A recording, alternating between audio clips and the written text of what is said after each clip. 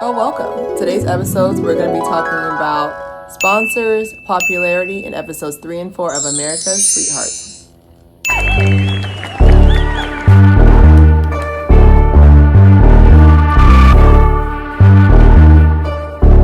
All right, welcome back to another episode of Haire. Yes, we are still reviewing America's Sweethearts episodes 5 and 6. So we're gonna go right into my first question: laundry bill. So they end up making their cut, and they end up eliminating Jenna. I hate that I'm smiling when I say they eliminated Jenna while I'm smiling. That's messed up. End up having that question of where's the laundry bill. So they have their outfits try on, which I think is like iconic. It's like putting their jerseys on like football. I want to know the laundry bill. That's my question. Who's washing the clothes? Who's washing it? Anyway, so they go a little bit in detail.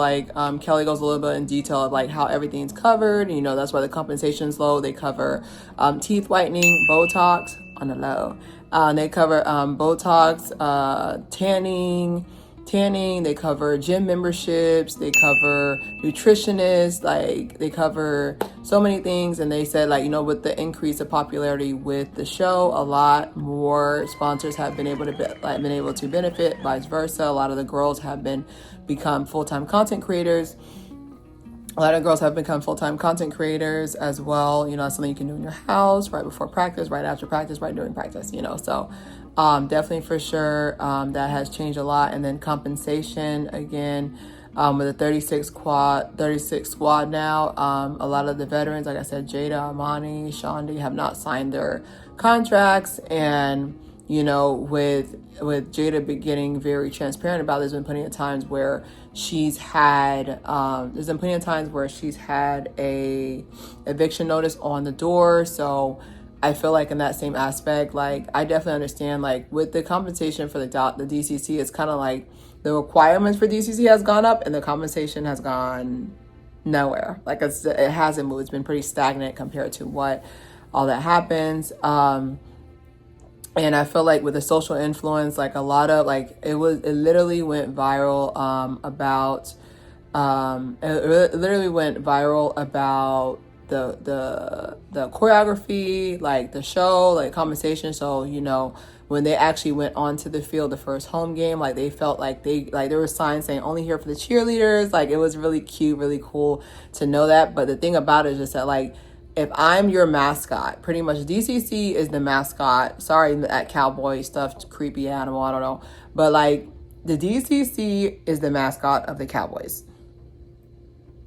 Okay, let me say that again. The DCC is the mascot of the Cowboys. They are, you know, so I feel like to sit there and try to make it seem like they are anything but that is also like a slap in the face because they have worked, like just watching them, like they've worked so hard, you know, and they work so hard, and to know that they just kind of discredit them and be like, oh, okay, you should just be happy you're here. Like having your hair, nails, all that done. Like, I mean, it's similar to the K-pop, which I'm going to talk about K-pop later on in the year. It's similar to the K-pop model where they have break even. So basically, like, they're going to fix your teeth, whether you want it or not. They're going to fix your nose, fix your jawline. So like they'll shave down your jaw, double eyelid surgery. They're going to do all these things to you. Put you on a diet, give you whatever pills you need to do, lose weight, alleged. They're going to do all these things, and then you don't have to owe them, but you're not going to get paid anything. So it's kind of similar. It's kind of synonymous with being a DCC. So we're going to get into compensation a little bit. I wanted to mention another thing too, is just that I feel like with them being officially the team for 2024, I don't know. I feel like as they progress, as they progress with the series, I want more coverage on like what is the contract entail, because they're saying that are saying that the contract has to be signed or doesn't have to be signed. I don't know, but I thought that was I thought that was different. Yeah, I thought that was different, that like they wouldn't say that aspect. You can't tell us everything, but at least tell us a little bit of something. So we're gonna go right into compensation. So the 5 leaders met with HR and said, hey, per Kelly said, hey, if you have any issues with compensation, go to HR, which I think is a cop out. But I understand Kelly has bills to pay as well, and she's worked hard for her role. And with ageism, they would love to replace Kelly. They would love to replace Judy. You know how they go with women like me. I already know eventually, black don't crack. But eventually, once I start aging, I know I'm gonna have to start thinking really hard about if I want to still be a content creator or not, because I know how ageist the industry is to women. Okay, any front facing showing women. So I get where they're coming from doing it. So basically Jada pretty much like went to HR. The whole team went to HR and was like, hey, is there any way we can get an increase in pay, for what we do before we get the contract signed? And it didn't go well. Basically, it went along the lines of, you should be happy you have this position and this exposure.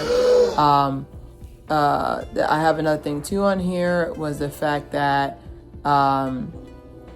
during the photo shoot, how they do the photo shoot, like the iconic photo shoot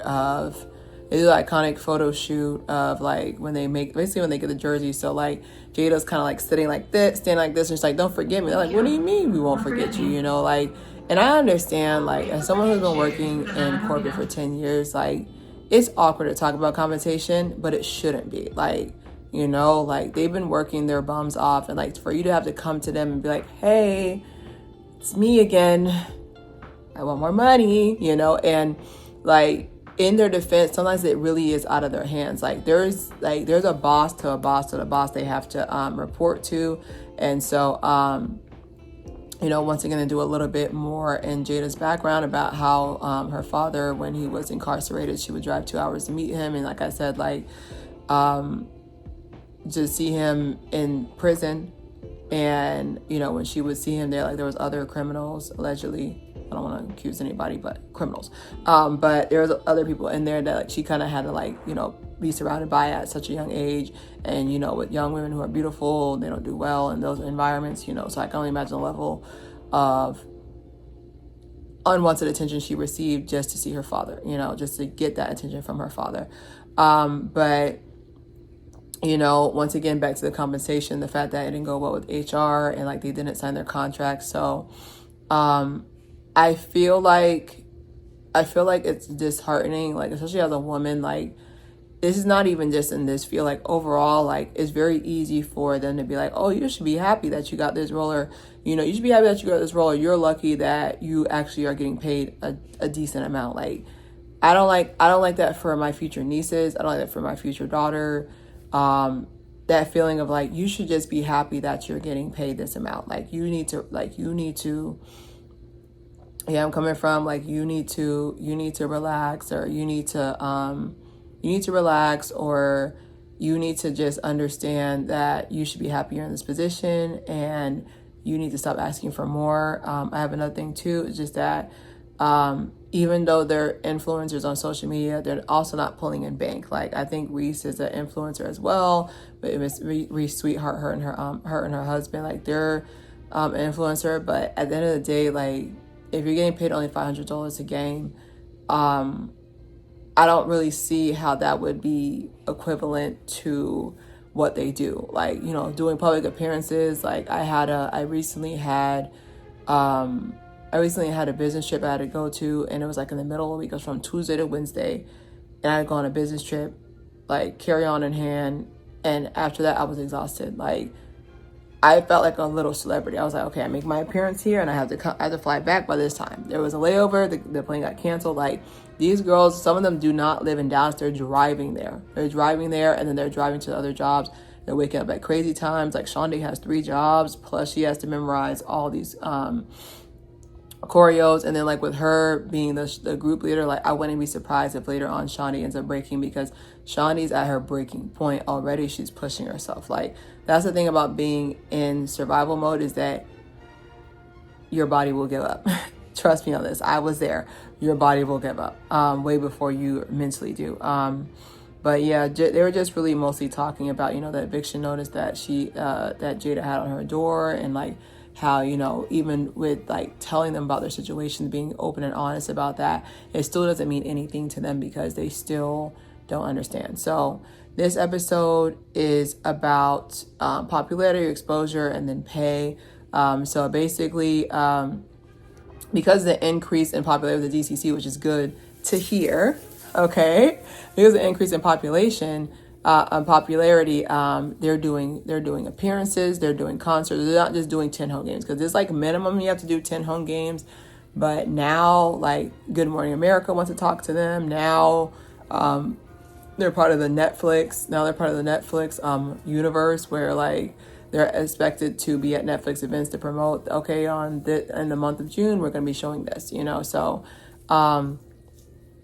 I have on here too with the popularity and everything. I have on here too.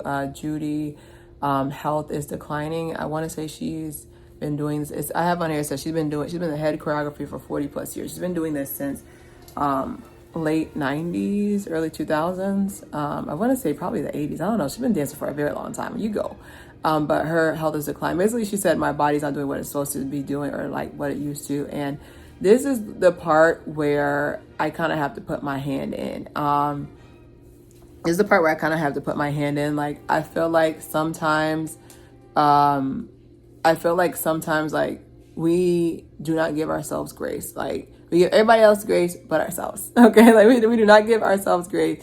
I feel like we need to give ourselves grace, because you don't know how hard it is to truly be active. Like, I'm still surprised I'm still able to kick my leg anywhere and still be able to do a split. Like, it's just, to me, I feel like, I don't know. I personally, I feel like there's just certain aspects that you got to give yourself grace on, with her saying that, her health is declining. All right, so the next part I have on here, let me make a note. The next part I have on here is exposure. So with all these bookings, there's 36 girls. So Amanda is one of, she's our 3rd-year veteran. She's also part of the, I'll call them the compensation crew.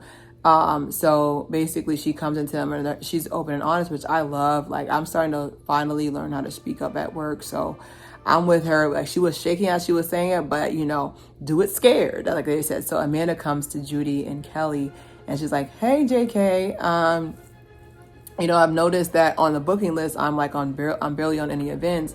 And they were just like, oh, well, from what we heard, you said that DCC was lucky to have you. And that is not what she said. Verbatim. Verbatim.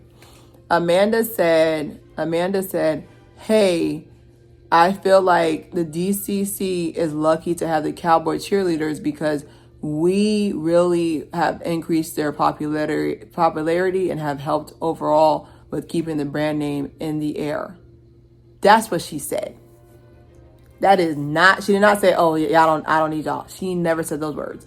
So basically they kind of gaslight her. I ain't gotta hold you, they do.